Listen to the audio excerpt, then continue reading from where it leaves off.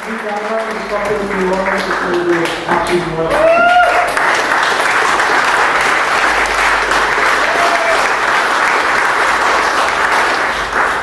Hello, thanks so much for coming. We're doing this for Topsy.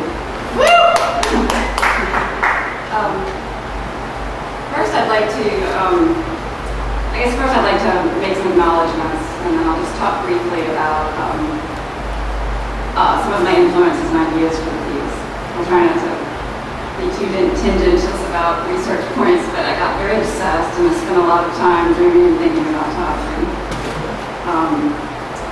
My work has been about elephants in the past as well. A special thing to think about with elephants is that they are these huge, powerful, creatures, grindingly heavy, and yet most of the time in the presence of humans, they hold this power in reserve.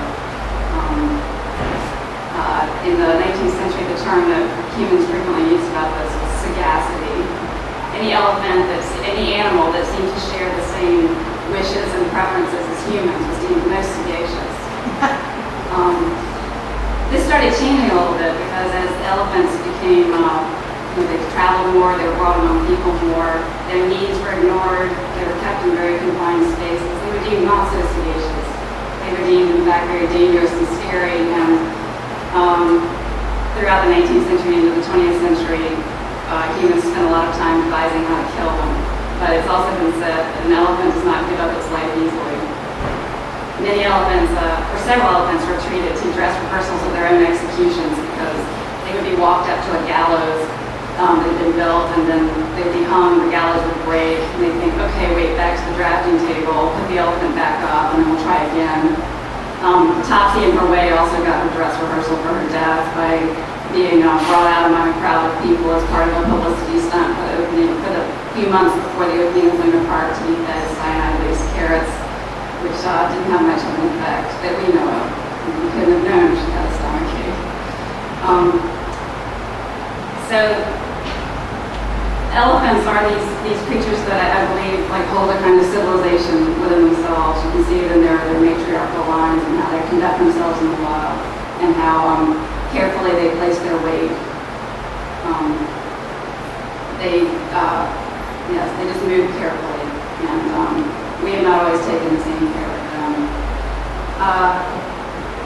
When I encountered Holly Hughes, who's sitting over there, sent me an email, and I heard about this competition, and I thought, this can't be happening. This is my ongoing obsession with elephants, and I can continue it under more official auspices to placate family and friends about what I was up to.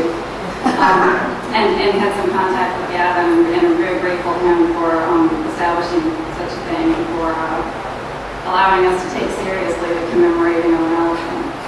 Even though it happened 100 years ago, it was a loss in any case. And what I think we owe Topsy now is to witness what happened to her, to give her an unflinching gaze, and to watch her walking, more or less alone to her execution, and to go there with her. At the time, many people that were watching had 1,500, companions. So your responsibility is diffused as part of the model. But the particular aspect of a mutoscope is that you have to put your eyes to a viewfinder. It blocks your peripheral vision, and so you have to look at this thing by yourself, and it's hard to look at. It's not anything easy, and we don't mean to, in any way, make it less through familiarization. But there's two things that I sought to do, and one was to encourage the witnessing of what happened, and secondly was to figure out a way to commemorate Topsy. It does, in a way, it does relate and have to do with voyeurism. The mutoscope in the 20th century got used as in penny arcades, got used for cheesecake shows and the bad girl showing some leg, and there's a lot of what the butler saw through the peephole and all of those things. And I thought that was also reflected on Topsy. I started with the name she was given, which is like a Victorian era strippers, and Topsy, and how she was treated as a bad girl, basically, for, as Dick so well put it, fighting back from years of mistreatment and having her own needs disregarded. Also, Edison is a part of it. His name is on the film that I took the photo stills from to build the news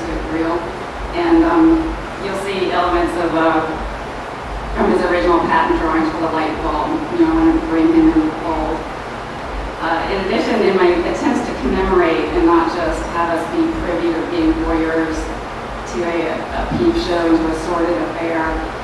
I thought about where Topsy was from. She was an immigrant to our shores from India. And I thought about what they do in India when a loved elephant dies, and they pile her body with flowers, because it was an ancient saying that an elephant loves nothing more than sweet smell. And so I've tried to use flower motifs wherever possible, the deep colored pink that you find in India, and the kinds of designs that are painted decoratively on elephants. In addition, I thought about the ways that we use to confine them, with chains, cables, turnbuckles, the copper. She wore copper-lined wooden sandals to her electrocution, to which the electrodes were fixed, and a wooden round post. When you capture an elephant in the wild, like they do in India, they put them in a keta, which is like a stockade wrapped with ropes and round wooden posts. So that's a lot more information than I'm sure you'll find. But let me give you just a little bit about the workings of the mutoscope. It uses a little bit of electricity just around a small light bulb, but otherwise it's a hand-cranked mechanism. And it's essentially a round Rolodex of up to 1,600 cards. And it'll hold about 40 seconds of video, which coincidentally was exactly the length of the film that has Topsy walking and then electrocuting and then falling to the ground. There's a mechanical thumb in there that works for holding the cards apart. When you please, we'd love for you to come up and use it. It takes pennies. It's not a true antique of her time. It's a few years newer, but these machines were at Luna Park lining the boulevards when it opened, 5 months or 4 months after her death. So you put in your coin, you turn clockwise, and you keep turning. It'll take some frames, the light will come on, and then you have about 40 seconds of video. You can choose your turning speed.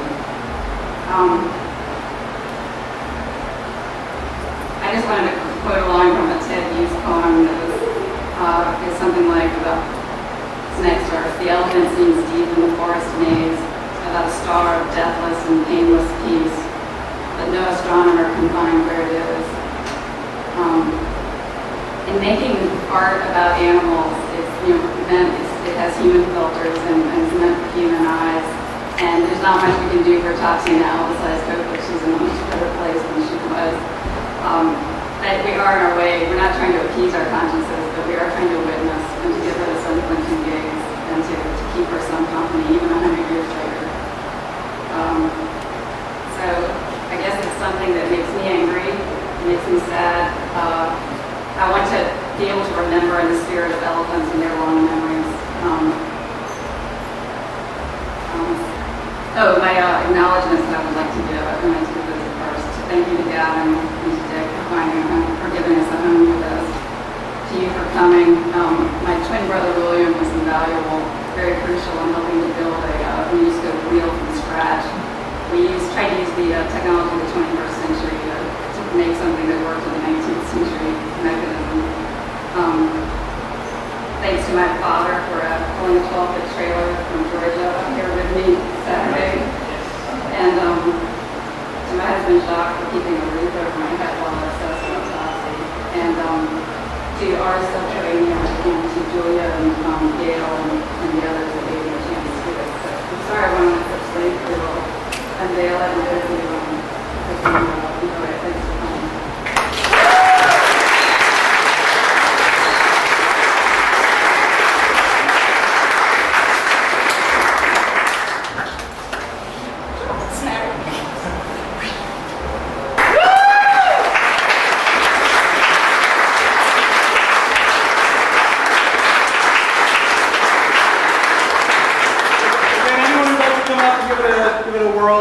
Come on up, folks. It's only a penny. And if you don't have a penny, I hear that Dick has pennies for only $1. Yes.